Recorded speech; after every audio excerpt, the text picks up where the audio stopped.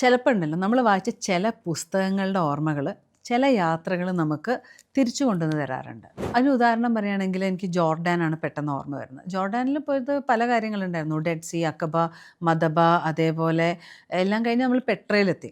പെട്രയിലെത്തിയപ്പോൾ അതൊരു പെട്ര തലേ ദിവസം, അതായത് വെനസ്ഡേയും സാറ്റർഡേയും പെട്രയിൽ പെട്ര ബൈ നൈറ്റ് എന്ന് പറഞ്ഞൊരു സംഗതിയുണ്ട്. അതായത് പെട്രയിൽ ഈ കുഞ്ഞു കുഞ്ഞു ദീപങ്ങൾ കത്തിച്ചിട്ട് ഫുൾ ആ ദീപങ്ങളുടെ മാത്രം വെളിച്ചത്തിൽ പെട്ര കാണാൻ പറ്റുന്നൊരു സംഗതി. അവിടുത്തെ ആ നിർമ്മിതികളൊക്കെ കണ്ടപ്പോൾ എൻ്റെ മനസ്സിലേക്ക് ആദ്യം വന്നത് ഞാനിത് ഏതോ ഒരു അറേബ്യൻ രാത്രികളിൽ 1001 അറേബ്യൻ രാവുകളിലെ ഏതോ ഒരു കഥയിലെ ഏതോ ഒരു ഭാഗത്ത് ഞാൻ നിൽക്കുന്ന പോലൊരു ഫീലാണ് എനിക്ക് കിട്ടിയത്.